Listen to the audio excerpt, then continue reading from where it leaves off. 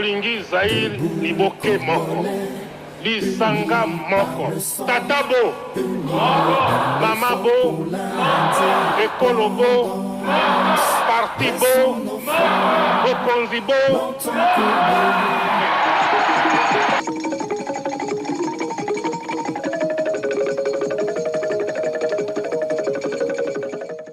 Na cadre ya idéologie ya Saint Thomas, na ba image compliquée, na vérité compliquée et expliquée, ba mama batata bandeko tokutane lisusu, ndenge na ibisaki bino, na robanda sala ba vidéo, 2 ou 3 ou 4 vidéos par jour pour ya côté ya bandeko na biso. Il ne reste que 95 jours, opposition azwa makambo na maboko. Mais nazomona ke bandeko na biso ya opposition bazoyeba te eloko nini bakoki kosala. Tantôt baza na Bruxelles, tantôt na Afrique du Sud, ba mama batata bandeko. Ezaleli wana il faut batika. Seule façon ya ko crédibiliser ba élection eza ba témoin. Il faut qu'on tinda ba témoin dans tous les bureaux de vote et sécuriser ba témoins. Oh nyonso bazo sala.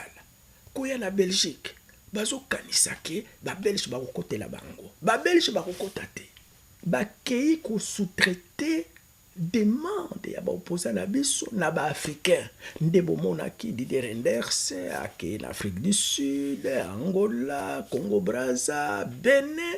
Po ba africain ba luka solution na makambo na bango. Ba Belge ba ibsaki ba opposant na biso. Botika biso tranquille. Le Congo est un pays souverain. Binomoko. Bolandi affaire ya Moïse. Et tout le monde croyait que la communauté internationale va intervenir en faveur de Moïse. Et maintenant, Moïse a dégalé en exil. Hein? Belgique a sali et l'autre mon côté. France a sali et l'autre mon côté. Ba Américain, ba voyage nyonso ya bana ko sala na étranger et apporter et l'autre mon côté.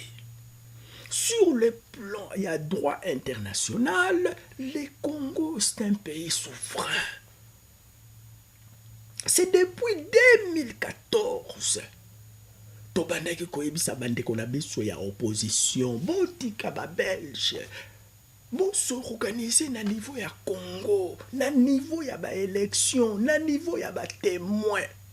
Mais babandeki ko traiter biso de collabo, ali mbongo. Mondeko ya mama Sifa, lelo, ba mama batata, bandeko. Histoire et pesibiso, raison. Voilà, moi le Decker a amené sa coopération au voyage en déjà.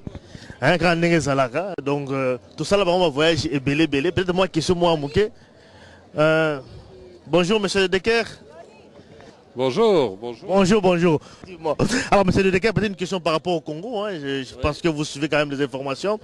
Et on parle d'une probable révision de la constitution congolaise. Quelle est vraiment la position du gouvernement? Est-ce que vous êtes d'accord par rapport à ça, une révision de la constitution au Congo? Mais ça dépend sur quel angle on veut réformer la constitution. Des constitutions se réforment, à condition que ce soit... Que le président Kabila puisse se représenter encore une fois. Non, ça, c'est changer les règles en cours de jeu. Donc là, je suis beaucoup plus réticent à cette idée-là. Par rapport à une éventuelle révision de la constitution congolaise, quelle est la position du gouvernement belge? Vous savez que nous avons toujours dit que nous souhaitons maintenir le processus, le calendrier actuel, la constitution actuelle. J'espère qu'on aura des élections locales et provinciales le plus tôt possible, et puis le calendrier pour 2016, des élections présidentielles et parlementaires. Est-ce que vous êtes prêt de l'empêcher? Écoutez, nous n'avons pas à nous ingérer dans la politique intérieure congolaise. Le Congo est indépendant. Et les Congolais doivent prendre leur destin en main et décider eux-mêmes et s'organiser en fonction de leurs capacités qui sont à travers les partis politiques et les élections, de gagner des élections démocratiquement et pacifiquement et en veillant à l'unité du pays parce que vous avez évidemment le problème supplémentaire que votre pays est très très grand et où les richesses sont pas toujours bien partagé, mais il est essentiel de conserver l'unité du Congo. Et la Belgique sera de toute façon toujours derrière les Congolais, mais nous ne sommes pas là pour prendre la décision à votre place. Pionnier ya masolo ya ba image à la carte ya Belgique. Il faut que biso tous à la place oyo pour bozwa moi maman belé boye ba information des arts circuler. Bolandi de Decker nenga lobby, hein, boye bi de Decker vraiment député et puis azalaki ministre plusieurs fois azalaki également président du Sénat. Donc ils allaient vraiment ba routier à politique belge oyo. À cette déclaration moko bolandi ka bino moko. Oh changement de constitution en mboka na biso. Oh Kabila il a changé constitution. Bango ba belge ba osala nini. Mais ils n'ont rien à faire. Balobi que Congo est allié indépendant. Maramba Congo est allié biso ba congolais. Il faut ba congolais bango ba pas se prendre en charge prendre ko mekakota la destinée en mboka na bango. Ça veut dire oyo alobi ngolo bake tant to lobaka oh communauté internationale ko sala bo oh communauté internationale ba ko sala eloko moko te tant que biso ba congolais to sali pe eloko te. Ne masole za wana so bangi ba changer constitution na mboka na biso Kabila so inga changer ako changer na ye bango ba ko sala eloko moko te parce que ezali affaire ya ba congolais parce que Congo est indépendant. Donc elobi makambo ebele je pense que o ezali sujet moko on peut encore développer. Et après na sala ki émission ya côté ya bandeko na biso ya opposition batu nyonso bafingaki ngai ke mosala na ngai eza ya kodécourager opposition eza ya kodécourager combat bafuti ngai mbongo mpona ya kodécourager combat. Non mes chers amis, c'est la vérité. Seule façon ya sauver mboka na biso et seule façon ya instaurer démocratie, il faut topper sa maloba na peuple, il faut biso ba peuple to calculer topper sa résultat na seni a proclamé pour biso tout calculer ba voix. Il faut qu'autinda ba témoins dans tous les bureaux de vote, au moins 3 témoins par bureau de vote, multipliés par 90 000 bureaux de vote. Donc il faut qu'autinda 270 000 témoins. Mais opposition et ça la organisation, il y a qu'on nous a témoins. Pour y a qu'autinda 270 000 témoins. Il faut que ça na mbongo et loko yo opposition alingaki ya sala ko senga mbongo na communauté internationale. Lero bake ko kutana na ANC basengi mwandam. Ba ko kutana na ba Belge basengi mbongo parce que cette organisation nous avons calculé. Il faut 15 millions pour envoyer 270 000 témoins, Koluka au moins 60 000 observateurs. Yango tozo senga na bandeko na biso ya opposition batika na loba voyage. Jean-Pierre Bemba akosa la candidat lisusu te. Moïse akosa la candidat lisusu te. Bavanda entre Fayoul, Kamere na Félix bapona mutu moko. Maintenant soki baponi mutu moko occupé ko bima président osana majorité na parlementaire oko diriger te. Il faut bazala na ba député ebele na parlement. Il faut baliter les sous bazala na ba député provinciaux ebele ba député provinciaux de ba ko voter ba gouverneur na ba sénateur. Pourquoi bazo mona yango te kaka présidence ba maman va tata bandeko Félix akoki ko bima président soki asa la majorité na parlement na sénateur ako diriger ndenge nini. Ce qui est na gouverneur te a co-dirigé ndenge nini pona nini ba leader na biso ya opposition bazo mona kaka présidence bazo mona parlementaire bazo mona ba député provinciaux te bazo mona ba gouverneur te bazo mona ba sénateur te nde eloko na so comprendre te yango na ko senga pe na bandeko na biso yo ya ba journaliste. Bozo sala ba émission mais bozo loba makambo ya ba témoin te botika na no ba sentiment botika na no haine botika na no ba rumeur botika koluka ba nombre de vies pour bozo mbongo ya YouTube et ça makambo oyo etali mboka na biso. Il faut être objectif. Communauté internationale ba yebi pour contrôler ba élection il faut des témoins pona nini bazotika bino? Parce que la communauté internationale boyokanga a un agenda caché. Balingi ko préparer population qui ba voter kozala triqué. Lokola ba salaki na Libye, ba manipuler opposition, ba ekoboma Kadhafi, ba créer trouble na Libye jusqu'à présent. Na Syrie, heureusement la Russie a été là. Na ndenge basalaki na Irak, nde balingi ko sala na mboka na biso, ko préparer bato. Que ba élection c'est déjà triqué, machine à voter, boye na boye, po bato. Ba se révolter le 23 décembre 2018.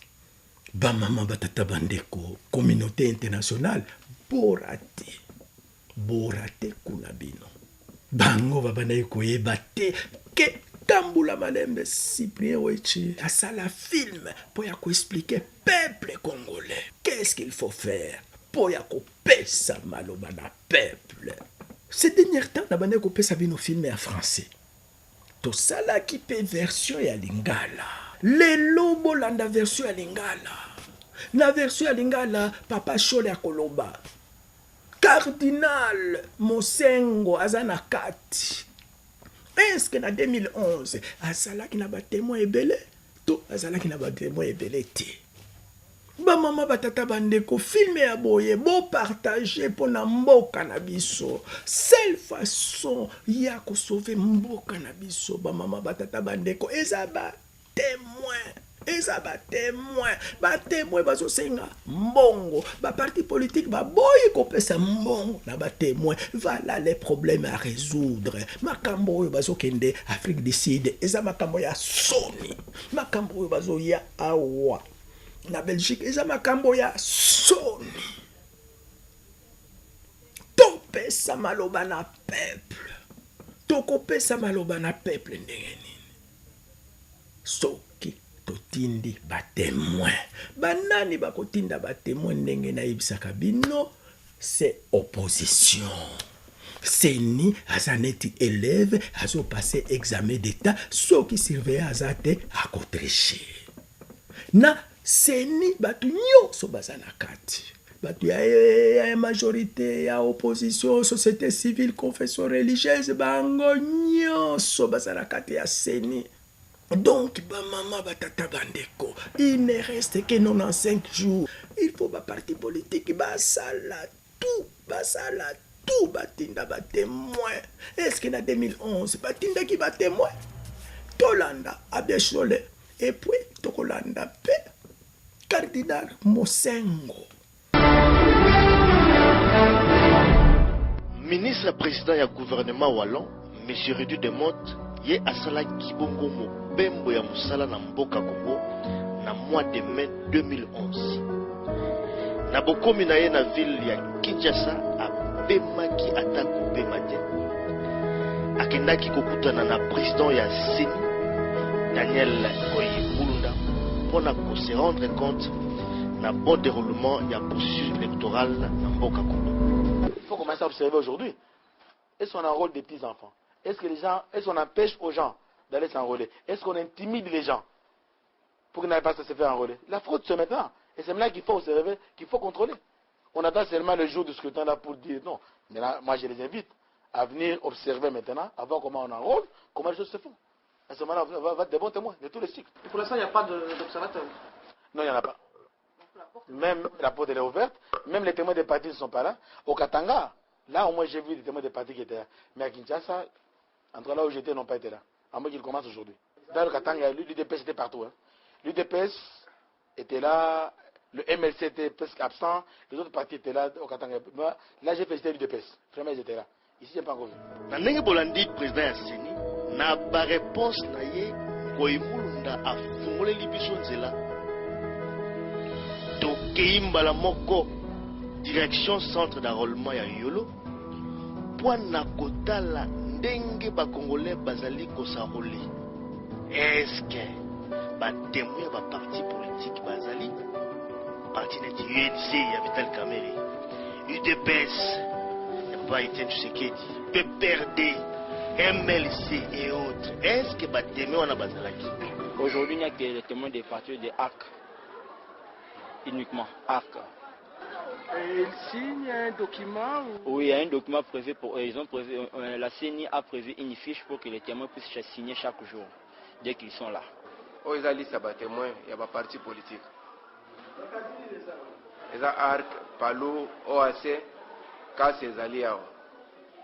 Les partis politiques et c'est qui jusque-là. Ezali bon on a moment wana ya enrôlement que chaque parti politique et qui va mettre les moyens nécessaires. Batia ba témoin na bureau ya enrôlement nyoso. De façon qui va vérifier soki bandeko oyo bazali ko s'enrôler ba kokisami pour la kosala enrôlement. Nango qui neti de kumoko wana pembeni auti kosala enrôlement neti âge na ye eza kosala neti mwana moke mais tutuna ki ye motu. Est-ce que yo oza na âge vraiment à voter na ndenge ozali on dirait oza na moins de 16 ans oya ko tricher te te na tricher te tant musume lonima petit mais costaud na dia mukolo ne naza je suis déjà à l'université au Cap na mukolo. 3 semaines après toyaki lisusu na Congo. Les amis de Wechi, toujours la pointe, Toyaki Mbala Oyo, na ministre belge des Affaires étrangères, M. Vanake, Oyo Asala Kibomo voyage moko officiel na Congo. Kaka na ndenge ya kolandela évolution à processus électoral, Tokendeki ko visiter centre d'enrôlement ya Kalema. Tomoni mosala ndenge ezali ko salema. Ministre belge des Affaires étrangères, dès que vous allez comprendre il y a bomba qui satisfaction a été.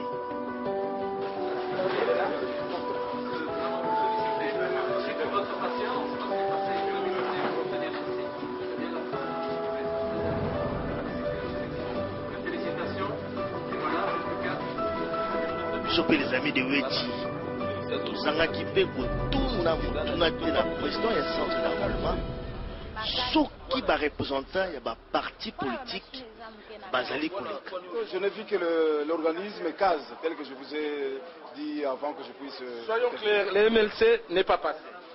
Effectivement, je n'ai pas vu là où c'est écrit MLC, oui. IDPS non plus. J'ai cité, il n'y a que CAS qui est passé ici. INC non plus. J'ai cité, il n'y a que CAS qui est passé ici, s'il vous plaît. Kakandenge Moko. Kakandenge Moko. Aucun témoin à parti politique Azali Koleka. Mais Bango Bazali c'est Koko Balamosana. Vous avez raison. Mais est-ce que Babyloro Oyo Ozali Koloba Ozali n'a pas preuve Nango? Oui, effectivement j'en ai. Vous allez remarquer que tout se trouve ici sur mon cahier. Et effectivement ici vous avez d'abord la fiche de visite dans le centre d'inscription. C'est-à-dire toutes les personnes, les grandes personnes que je vois devant moi vont pouvoir signer dans cette fiche. Et ici vous avez les fiches de monitoring, c'est-à-dire chaque jour nous avons l'obligation de donner les résultats à la hiérarchie. Et ici vous avez la fiche qu'on appelle la fiche hebdomadaire de présence des témoins des partis politiques et des observateurs. Et ici vous allez remarquer aussi que nous avons ici la fiche de présence de MCI, c'est-à-dire lorsque nous arrivons le matin, nous commençons par signer notre présence et au départ aussi nous signons l'heure de départ. C'est comme ça que nous procédons chaque jour. Tout qui peut avis, il y a un confrère journaliste, na moi quoi koso oyo tumuni na centre d'enrôlement. Asi na yoki maloba ya président ya bureau. Bon, jusque là, nakoyeba te est-ce qu'alobi vérité? Point d'interrogation. Parce que bato soko yebisi bango. IDPS mbalo yo alobi bango pe il faut bakene na vote. Ah ba militant na bango baza prêt. Mais lorsque le président ya bureau azoloba na biso ke bayaka na bango te, tout ça bayebi mais bayaka na biso te, bayaka na bango te. Alors tout ça peut-être la question que nous poser na soit na bureau ya parti ya IDPS toyeba pe réalité toyeba pe bango bakoloba nini. Est-ce que le président a dit ezaya solo bien ezaya lokuta.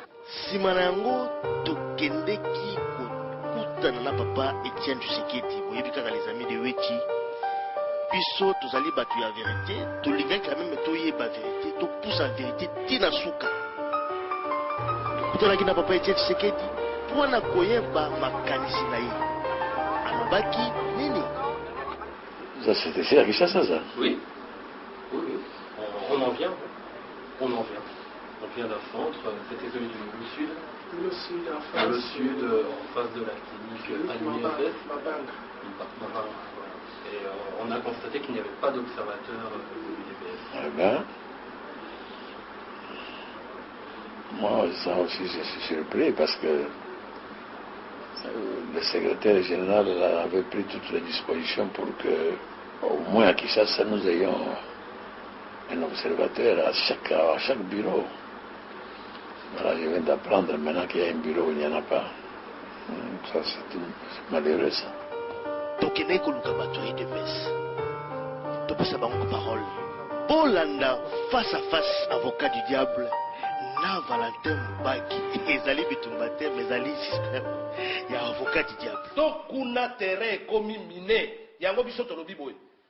Oh, yonko emulo ndaza kosala, ayebi yango. Ayebi yango akolo bateka yango. Mais papa, pasteur Ngoy Mulunda, ya lobby, et ça faute na bino. Parce que biso tokendeki to sali interview. Ngai naza avocat ya pasteur Mulunda. Na ko défendre point de vue contraire. Oh ya Ngai malam. Yohan. Pasteur Mulunda a lobby et ça faute na bino. Première faute, si les lots tozo loba na fraude oyeza na Katanga, c'est parce que IDPS na Katanga azalaki na ba témoin na ba centre nyonso. Yango ba témoin ya IDPS ba moni fraude wana ba signaler. Seule région où IDPS azalaki na ba témoin eza Katanga. Na Kinshasa IDPS azana ba témoin te. Pasteur Mulunda a déclaré ça devant la presse internationale. Les amis de Haute-Tozaki Nakati. Tozuipe, taxi, toke na centre ya Yolo. Toke kotala boye, bozape na batemoite. Toke na centre Mosusu, Yangaliema, bozana batemoite. Question na ngai papa. Après toke epa ya papa Tshisekedi. Toyebisiye, papa, yozola lawa. Na ba centre ba témoin na yo bazate papa Tshisekedi ayebisi ngai na kije na ngai bayebisaki ngai toza na ba témoin un peu partout nouvelle oyo boyebisi ngai vraiment je suis étonné comment se fait-il que ba témoin na biso baza na ba centre te question na ngai yango wana avant de condamner client na ngai pasteur Mulunda pona nini botindaki ba témoin na ba centre te réponse ezali simple reportage na yo ezali à mois de mai. Ce qui au vérifié ezali à mois de mai. Oyebi po nini? Po ngai UDPS natinda ba témoin na Kinshasa po Kinshasa yeko banda simata. Po natinda ba témoin na bureau de vote. Faut na ba adresse ya bureau de vote. Cartographie ya bureau d'enrôlement. Cartographie il faut nazala na ba adresse. Ba fungoli ba bureau de vote et ba bureau d'enrôlement. Batinde biso ba formulaire wana te kaka mokolo ba fungoli nde ba mne kotinda parti politique donc formulaire wana yena parti politique yo parti politique o remplir yango otie photo ya moto na yo ozungisi yango kuna bango sikoyo ba pesi makaro ya accréditation et zwaki bango 2 semaines l'heure to ko remplir ba formulaire wana ba ye ko zungisa na biso ono to changer ki ba adresse mususu ba ye ko bouleverser cartographie wana donc makamunyo sona basala yango nanko yebisa ye likambo wana la cartographie des bureaux d'enrôlement tozu yango ka yo lobi indépendant na wa lobi reportage la biso zaki na mois de mai en tout cas pas na salaki deux reportages na mois de mai ezalaki le 11 mois de mai na yako sala mususu na juin parce que na salaki deux voyages na joué pe ndenge moko wana bon ndenge moko et puis pasteur Ngoy Mulunda alobaki c'est le moment où la fraude se passe ba témoin ya ba parti politique ba topongi non ça on ça va topongi te ngapa avocat ya pasteur Mulunda nazongisa ya notiko na pesa yo aza kolangisa biso pongi oyebi bana mike mwana ya 10 ans à se présenter devant yo. Yo ozali agent ya saisi ya CENI assermenté. Yo kamata mwana wana okomelie 18 ans. Et bimi pesa mwana ya 10 ans. Responsabilité na ye ezali engagé. Responsabilité na ye engagé. Mais là on est témoin là. Responsabilité na ye engagé. Pona nini na lobby, pona nini na lobby, responsabilité eza engagé. Et ça dit le lot, nous ça professeur. OK na examen. On peut examen, on est au surveiller, on dit qu'il va étudiant, va faire l'examen sans surveillance. Va étudier, va faire la nini. Va tricher. Va tricher. Mais ceux qui va gagner aux agos tricher. Ceux qui surveillent à terre. Non, ceux qui va écouter. Ceux qui surveillent à terre. Bon, Tikolanda, première partie, un reportage na biso. Bino moko bomoni ke batu ya IDPS bakosaki Papa Etienne Tshisekedi. Bayebisaki ye ke basala ba témoin partout. Or, basalaki na ba témoin na bango te. Bino moko bomoni na bilili. Yango Pasteur Ngoi Mulunda abandaki insister, abandaki kosenga na ba parti politique batinda ba témoin.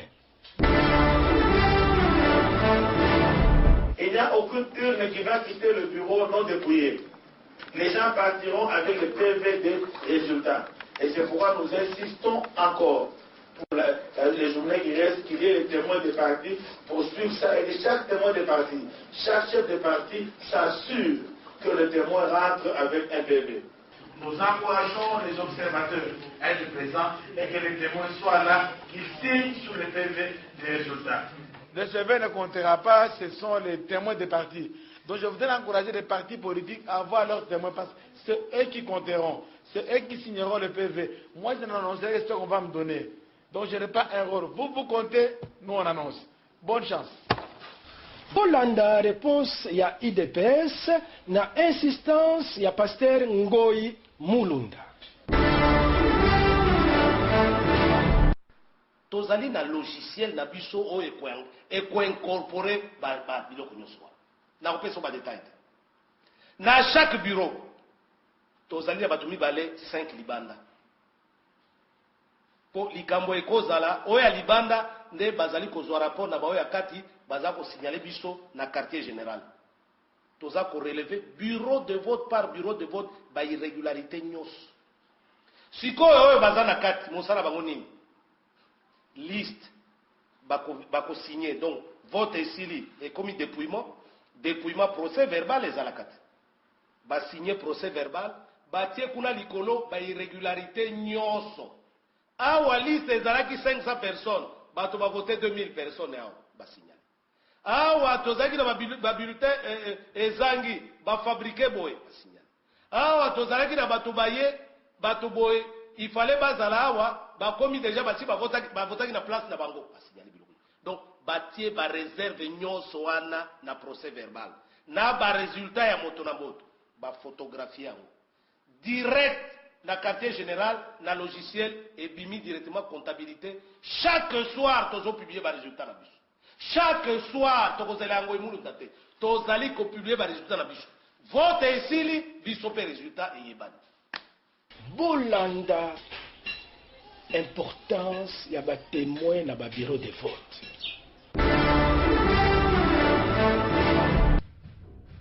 Le 28 novembre 2011, mokolo oyo ba élection esalemaki na Congo, mokolo oyo bato nyonso babandaki kozela. Tozali komona kaka bino moko na bilili, tozali awa 6h du matin. Tokomaki déjà na bureau ya vote ya Kasavo. Bato déjà bakomaki ebele, bozali kolanda na bilili.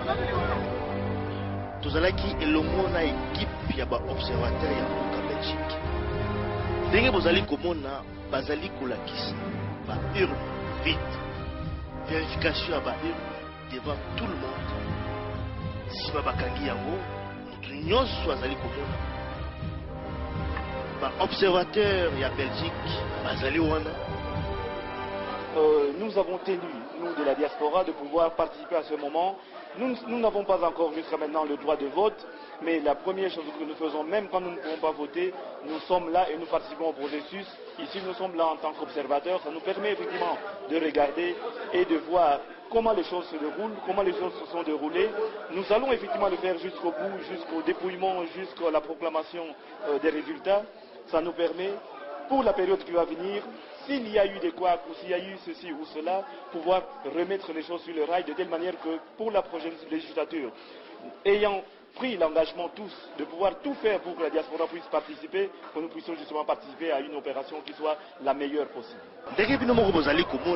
Avant vote, bato bazalaki ebele kotala bakomo na bango na baliste oyo ezalaki affiché na bamire ya bureau de vote. Mais makambo nini bango bamonaki Bolanda balobi tokomi na 89e minute match eza 0-0 vie chichi azwi penalty. Est-ce qu'il a raté penalty ou bien a mokele papa? Bon, ceux qui ont un bon joueur à Gochabi, ceux qui a hésité ou bien a joué frayeur à Koki Kolupé penalty. Bon, penalty ezali et loko et dépendaka na 100 francs à joueur. Le 6 tokoyeba ceux qui tiennent Tshisekedi atia ki mokele na penalty ou bien ceux qui a raté. Ndenge nini omoni ndenge nini? Bazolanda yo, est-ce qu'il a raté ou bien a mokele? Bon, yo lobi penalty wana, hein? Mais nga na moneze sous penalty, tezaki penalty ba tiango coup franc. Pourquoi? Na minute yo, e bela peuple ba voter té. Oh le biso to omona, ponga na témoin, il y a un certain candidat à député.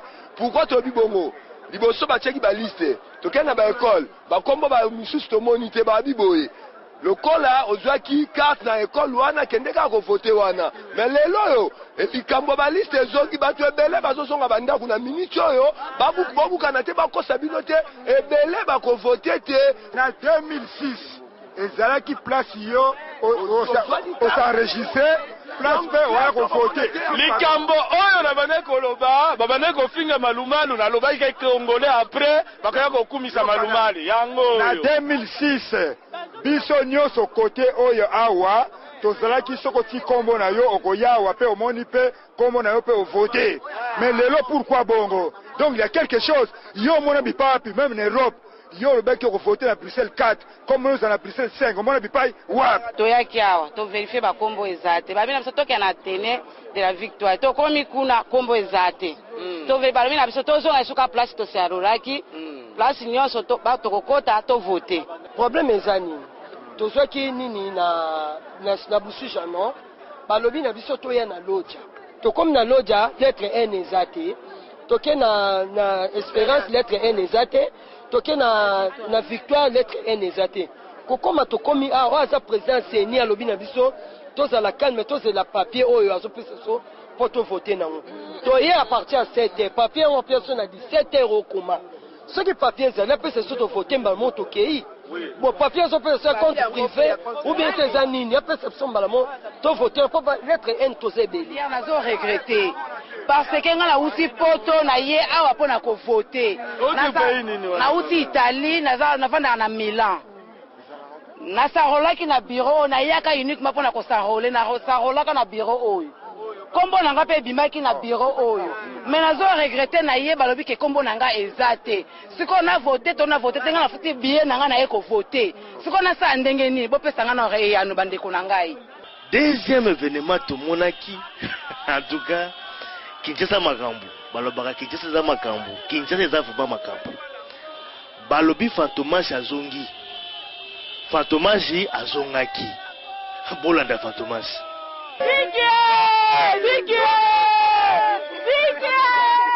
Média les amis de Wecheza Média vérité, tokoloba vérité. Na minute oyo ana kin toza la système vérité oyo. Assistant apatala nde. Elingi koloba nini bala poto bolo bawo. Assistant apatala. Bike elingi koloba balobi bulletin de vote ceux qui ont remplir na bik na bango. Après quelques temps, il s'est effacé. Local a filmé à lui de finesse Fantomas.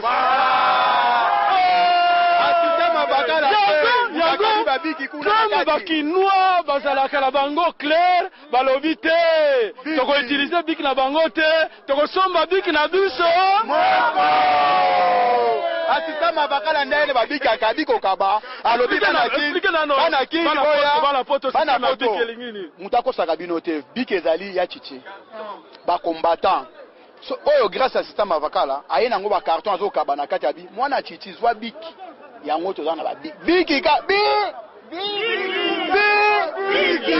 est-ce que journaliste oyo azosala reportage oyo oki obenga collabo vraiment na kati non ala collabo te bon potaka aspect naza kinwati malgré ba mikili bani naza kinwati boka tonalité na ye ah lingala swahiliser assisté na kati ya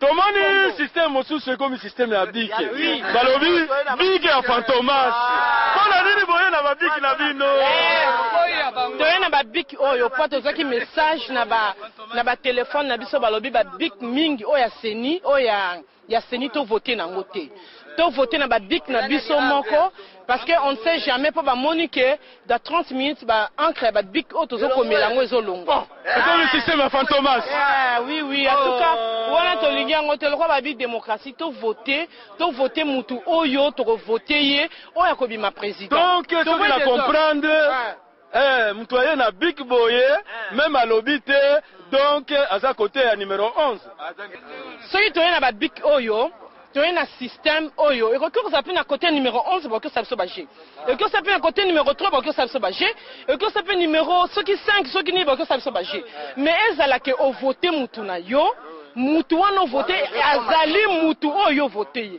ezala te au voter numéro 5 et bimi numéro 4 et bimi numéro 3 et bimi numéro 11 donc ndenge mama lobby awa ba biro mosusu okende boye batu ya bureau wana baza batu ya numéro 11 au voter boye ba changer ya solo mama tamsusu au voter numéro 3 apesi numéro 10 au voter numéro 5 apesi numéro 11 au voter 11 apesi numéro 3 alors yango mutu ntaki na stylo na ye a voter mutu na yo wa ko voter toza na démocratie mutu moko te akoki ko manipuler sagesse à mutu intelligence à mutu mboko eza ya biso moko voter oyo liko cette fois-ci ba congolais ba komi mur d'après babiloko nyonso oyo tosali reportage na ko résumé en 2011 ba congolais muke mutu ebandi ko sala oui il faut mutu sala parce que biso nyonso il faut to linga mboka na biso soki tozo voter eni koloba ke tozo voter mutu to kotia en place a sepesa biso nyonso soué na biso ba congolais ezali boye oyo vraiment lingi ba congolais oyo vraiment azali pona ba congolais ata ba voter yete asala désordre te akende malembe oyo koya na oyo kozala ata pe oyo azala ki soki pe ba voter yete asape na bolingo akokende na ye pe akotika ba congolais pa toyebi ba makanisi na bango te congolais oyo azana présidence soki azuite asali désordre lingi biso te congolais pe oyo alobi azana opposition ba voter yete asali désordre alingi biso te pe journaliste oyo azana micro apesi parole na batu nyonso te alingi ba congolais te il faut pesa parole na batu nyonso lokola Cyprien Weti avocat du diable azalaka journaliste ya batu nyonso les amis de Weti tolembaka te tosukaki wana te tozali kaka kotambola toyaki tocouvrir vraiment baélection oyo tokei na centre ya Lingwala esika wapi Vital Kamerhe avotaki ndenge bozali komona batu bazali kolukaka bakombo na bango na liste oyo ezali affiché mais awa problème ezalaki te na moto amonaki kombo na ye soki omoni kombo na yo okoti na kati ya bureau ba vérifier kombo na yo na liste na sima ba remettre yo bulletin de vote okei yo moko na isoloir oponi mutu na yo et après batie yo encre na mosapi pona ko empêcher au voter plusieurs fois électeur moko azangaki liloba te na micro ya les amis de Weti papa tomoni yo awa oti ko voter impression na yo ya liboso ezandeni eloko esepeli singa eza ordre pour na se retrouver malamoko complication ezalaki te na leki et puis eza transparent donc moyen bamona yo place ozo voter eza te donc yango esepeli singa mingi. Question nanga nazo poser batu nyonso lere ozalaki na isoloir mutu moko azalaki pembeni to azalaki pembeni te po a influencer vote na yo te nazalaki nga moko na voter nga moko mutu moko te azalaki pembeni nanga yo moko nde oponi mokonzi oyo selon yo aza capable de diriger Congo. Lobi kuna soki asali makambo oyo ezolekela ye na mutu ekozala faute ya nani? Ekozala faute nanga po naponi mutu mabe. Bon, en tout cas mutu na kanisa ki ako défendre ba intérêt nanga, mais apparemment soki asali makambo wana ako décevoir biso makasi. Kasi eloko moko ekamusaki biso ezali ete na bureau oyo Vital Kamerhe avotaki ata témoin moko te ya Vital azalaki, ni même ya Papa Tshisekedi, ni même ya Papa Kengo Wadondo, ni même ya bakandidat oyo ya MLC.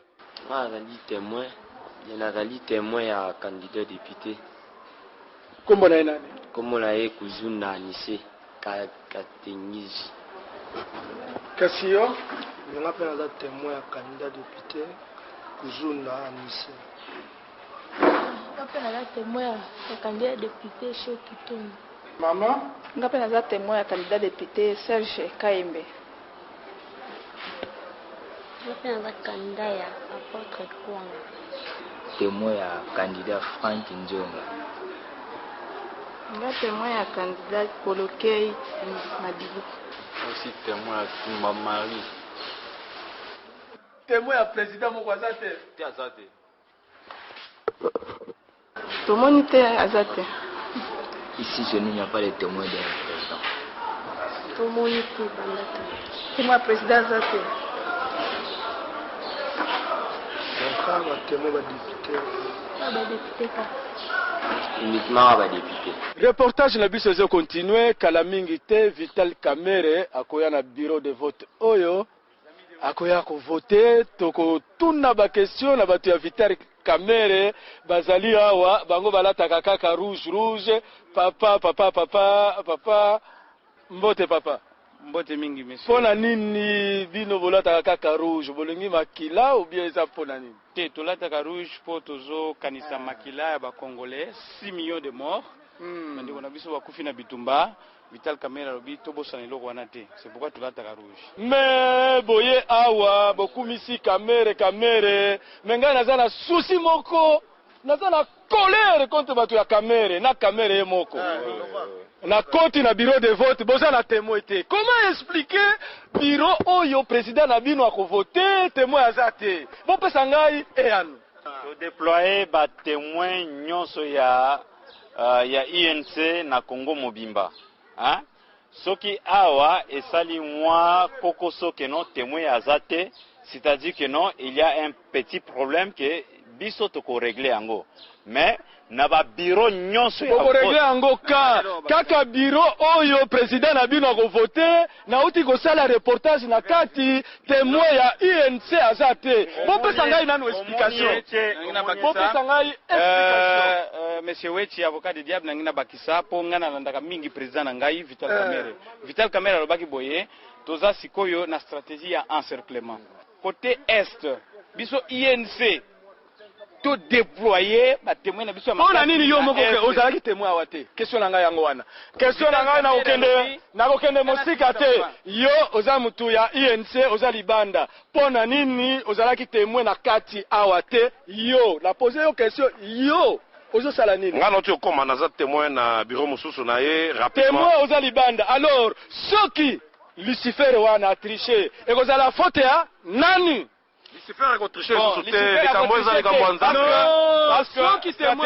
okatanginga maloba stratégie encerclement donc tolobaki na est c'est-à-dire les 5 provinces à est INC est déployé nani ba témoin nango na centre Mbuta Tshisekedi a déployé ba témoin na ouest bandeko ya MLC na ndeko ya nani ya na ba Congo nani ndeko ne mwanda semi BDK a déployé ba témoin parce que oyebi que toza parti opposition moyen za limité ozoloba makambo ya este ngai nazoloba makambo ya Académie des Beaux-Arts awa tozali na Académie des Beaux-Arts komema ngai na Bukavu te nazali awa na Académie des Beaux-Arts. Comment expliquer Beaux-Arts la témoin était ce qui Lucifer a triché et que ça la faute ya nani mais yebe ko Lucifer aza na témoin na bureau ngote tokoleka na question mosusu pour na question ya ba témoin na centre oyo tozui moi faute ya bois ya président Vital Kamerhe il fallait témoin ya Zalawana azala témoin ce qui le lo Lucifer ndenge bobengi a triché président nyonso bazana candidat wate. Na tango tokutanaki na papa Valentin Mobake, conseiller politique ya Etienne Tshisekedi, a rassuraki biso. A yebisaki biso eke UDPS ekotinda ba témoin na ba bureau de vote. Alobaki mibale na kati ya bureau, mitano libana ya bureau. Tolanda ye. Biso po nini tozali kosenga cartographie ya ba bureau de vote. Tozali na logiciel na biso o eko incorporer ba biloko nyonso. Na kopesa ba détail. Na chaque bureau tozali na bato mibale 5 libanda. Po likambo ekozala oya libanda nde bazali kozwa rapport na baoya kati baza ko signaler biso na quartier général. Toza ko relever bureau de vote par bureau de vote ba irrégularité nyonso. Sikoyo oyo baza na kati mosala bango nini?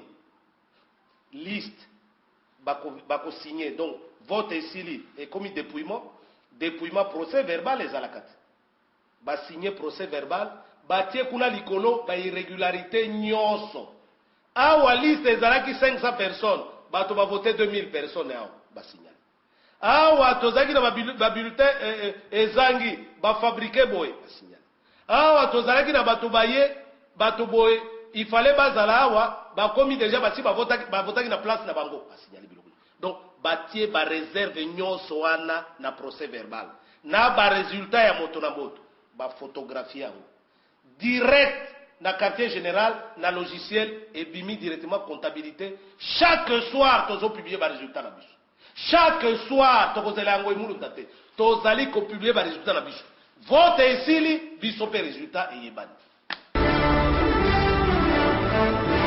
Butu ekomi avocat du diable pe aza kolemba te depuis tongo abandaki depuis tongo alamukaki azali kaka kotambola na yebi te soki aliaki soki pe amelaki mais en tout cas azali ya kolemba mais azali kaka kocontinue parce que fatigue ezali mais mosala ezali kaka mosala azali kaka kotambola kokobola kati ya mosala butu yango ekomi vote pe esili tokomi siko na tanga dépouillement te tango oyo ezali pe vérité pe fo yebana tokendaki na centre ya dépouillement oyo ba témoin ya ba candidat nyonso bazalaki avocat diable azalaki wana naza témoin ya PPRD Joseph Kabila témoin ya Kamerhe INC Maman témoin na témoin ya maman Jolie Kenda MCR observatrice ya PCD ya Katikala témoin ya candidat indépendant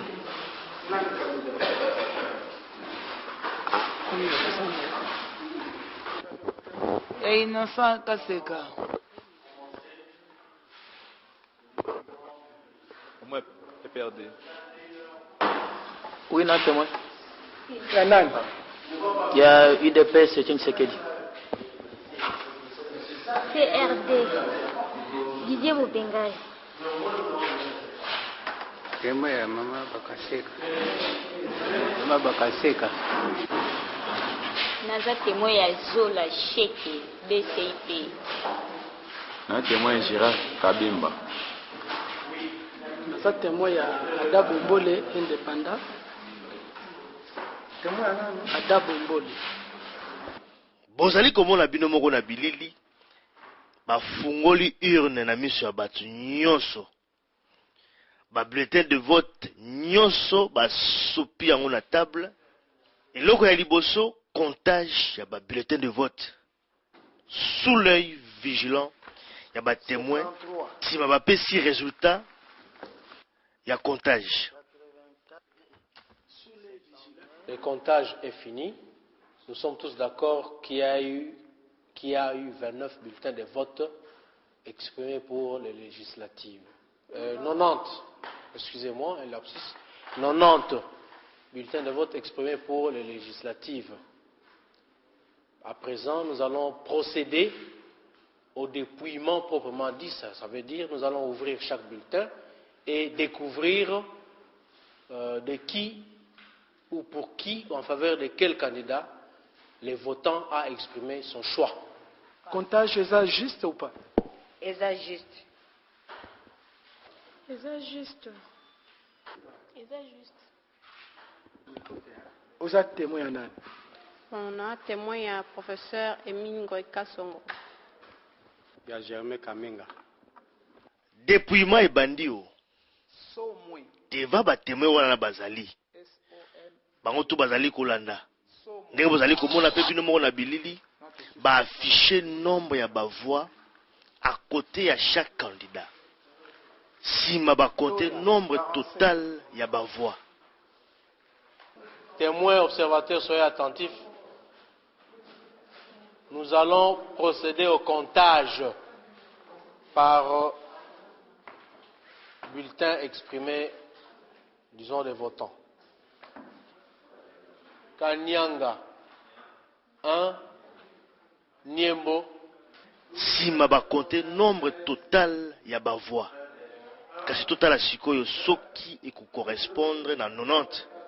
Kila ngo matata. Ah voilà. Nous c'est tombé juste. Tout le monde ba témoin soki fantomas azalaki. Papa, calcul les a juste ou bien faux? Ça va. Les a vrai pena. Yebisa batu oyo babane koloba bike moko ezali soki okomi boye ekei est-ce que fraude na ndenge omoni na ndenge ovérifier na bureau oyo okoyebisa batu wana? C'est bon, l'élection qui n'a bien. On a des blabla sur la Congolais, sur la Némana. Surtout, il y a des cambouis tout contrôlés. Tu as dit que le bal va pas en prendre. L'élection qui n'a bien. Pour moi, place mon cause qui est effacée, babaki si peu comme. C'est la monnaie. On peut dire ça va tout va venir pour le bas makambo. On peut dire ça. Ah, en tout cas, tu vas ça bien. Maman Mbote. Mbote papa. Kombo na nga Brenda Fele. Oyo kosala nini? Na yo ozala témoin ya PPRD. Et puis il y a candidat na ngai député Emile Ngoy Kasongo. Dépouillement oyo omoni yango nde? L'équipe bien, na ba condition nyonso ya bien. Problème moko mabe na trouver zate. Kombo na ngai Paul Karmi Chishimbi. Nazali témoin na bureau de vote oya awa ya UDPS ou ya Etienne Tshisekedi. Rôle na yo zaki nini na kati ya bureau? Rôle na ngai ezalaki ya koobserver kozala vigilant pona bato baza na camp adverse bakoka kolekela biso na mayele te. Eloko nini na mabe observaki na kati? Bon na kati na moni eloko ata moko mabe te. Eloko moko mabe ezalaki te mais avant to ya na kati quand même mon nungu ezalaki mais papa nungu awa na moni eloko moko. Consigne nini bapesaki yo? Bon selon consigne tozwaki olobaki non ba bureau mususu fictif eza ba côté wana il faut bozala vraiment vigilant mais tango na ye awa na moni ata mon côté. Eloko nini d'après yo il faut améliorer potokende liboso ou bien système oyo o trouver ango bien? Bon eloko na moni ezaki bien te eza likambo ya fichier électoral. O likambo to bando sala ba démarche ke no ba fichier ango bandakala ba bando lingate mais lelo batebele batamboli mingi na tongo muto auti musika akomi kotoyo batindi kotoyo atamboli ye moko alembe za ba leta muso bazongi na bandako ba voter te par rapport à ba va et vient elekebele. Lero votaki est-ce que ozalaki yo moko ou bien ozalaki influencé? Non na votaki na zaki ngamoko. Constant mususu na sala ezaki ezana batebele kutu na ya kamususu tellement que azaki ye moko liboso ya ir na ye a changé position. po azalaki libre. Ndenge bozali komona ba témoin bazali ko signer ba procès verbal oyo ezali ko prouver ete makambo nyonso elekaki na ndenge oyo elongobani. Tango témoin azali ko signer azali ko acter processus oyo elingi koloba ke andimi ndenge makambo oyo elekaki. Bozali komona ka bino moko baza ko signer moko moko. Sima nango ba remettre chaque témoin procès verbal oyo akomema yango na kije quartier général ya parti politique na ye. Après signature ya procès verbal, ba afficher résultat na mur ya bureau de vote pour que lobby oyo ezali koya batu nyonso oyo bakoleka bamona résultat ndenge elekaki. Toujours continuer reportage na biso les amis de Weche en direct de Kinshasa. Mama tokuti yo awa oye kosala nini? naye kotala ba résultat ya candidate na biso. Omoni ye? Oui, nazomona ye partout na bureau nazotambola nazomona ba voix. Awa kombo na ye nani yo? Mama Kisombe Ngonda Hortense. Mama Kisombe Ngonda Hortense. Awa azui combien de voix? Bureau la moni zala voix moko, je vais voir des autres dans des autres bureaux si comment va évoluer. Yo pe papa tomoni yo awa oye kosala nini? Toye juste kotala ko vérifier candidat na biso.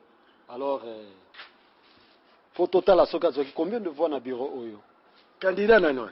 Kisombe Ngonda Hortense. Ozalaki pe témoin na ye? Effectivement, nazalaki témoin na ye.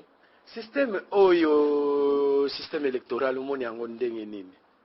Système électoral ya tour oyo na sepeli nango parce que nazalaki témoin na façon de paiement esalami nde sepelisaki ngai parce que esalami na misu na biso nyonso ba observateur ba témoin vraiment tozalaki wana tina ba air tardive vraiment tozalaki un peu na dépouillement esalami très bien en tout cas parce que mikolo toza na système ya BIC balobi BIC ya Fantomas soki okomi kombo après 30 minutes ba écriture ekei. Likambo wana yo ozalaki témoin est-ce que système ya BIC omonaki yango? Namoni système ya BIC mais nayebi nanga kuna bauti na rumeur wana te. Namonaki mutu azokota akoti électeur akoti po bapesa ye BIC aboyi BIC. Aboyi BIC. Mingi baye na ba BIC na bango, c'est ce qu'on a pu constater. Mais toyebi te mais mingi pe ba utiliser ka BIC yango. Système ya BIC mama balandi ya les amis de Weche bazolanda yo koyisa bango nini système ya BIC?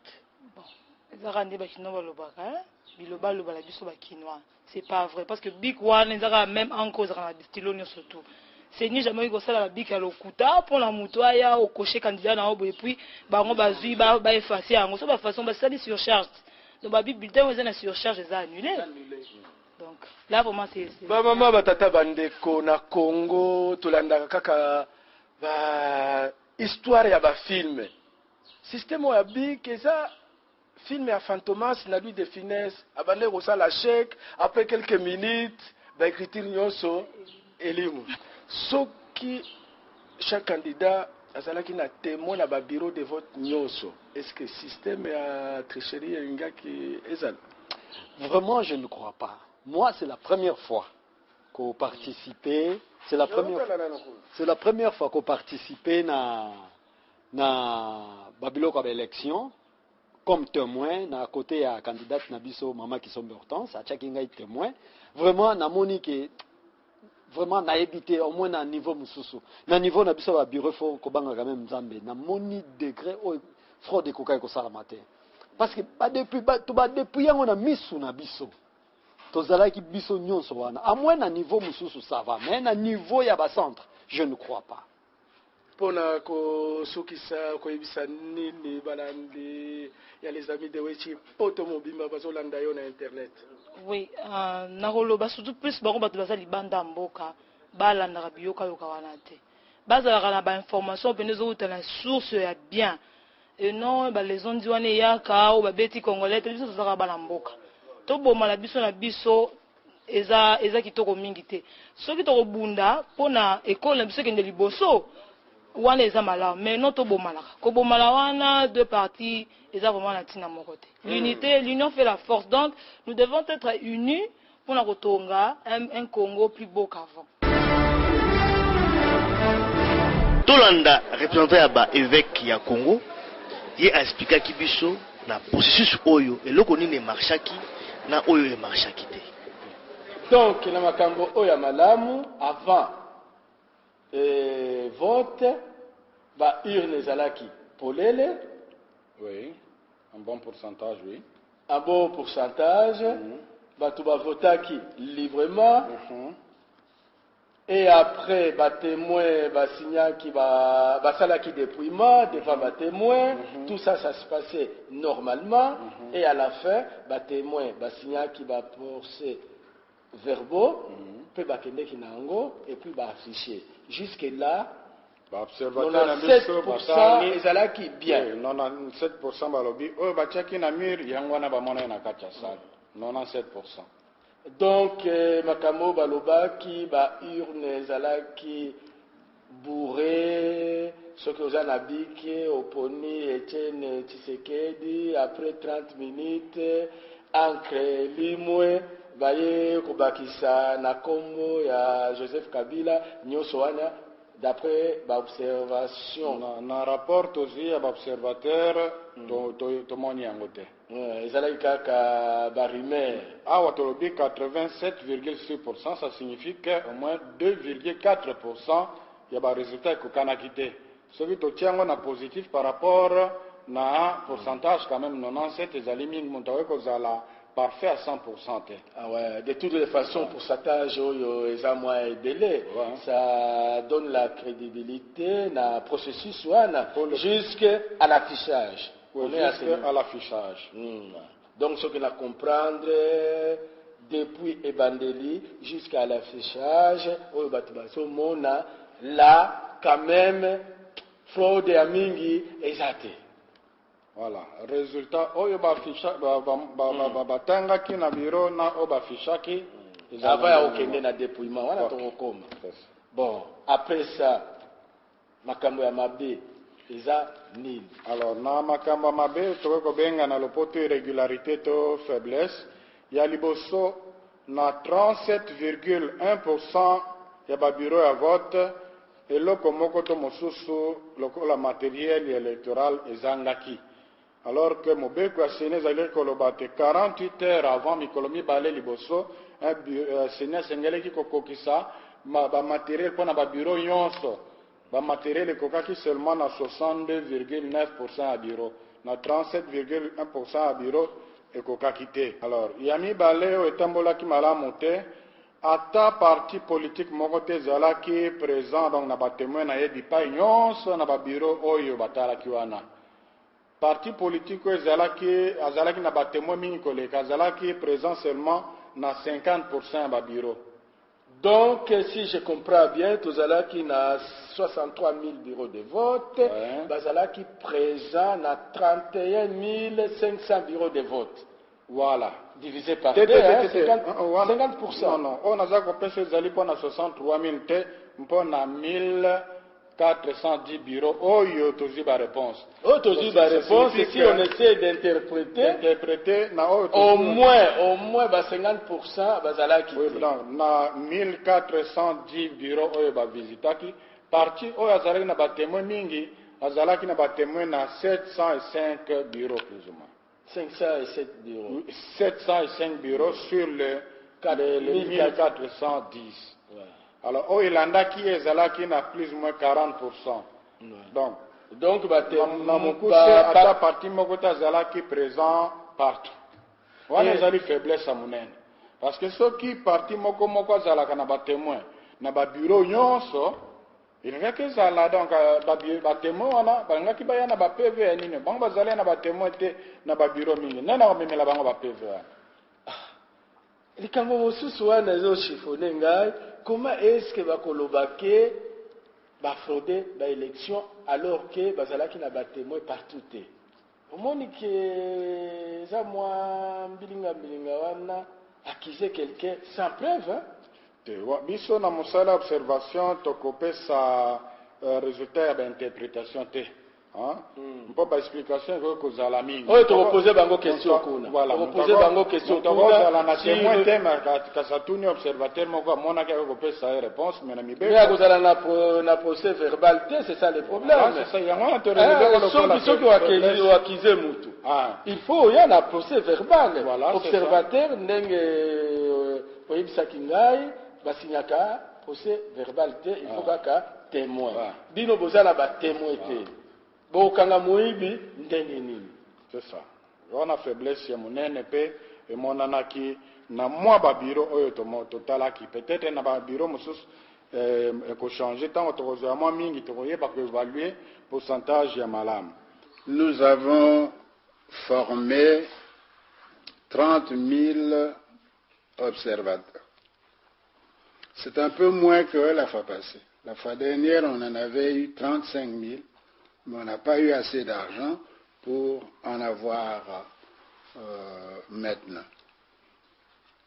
Ces observateurs iront dans tous les bureaux qu'ils peuvent visiter pour observer les élections et pour informer la conférence épiscopale.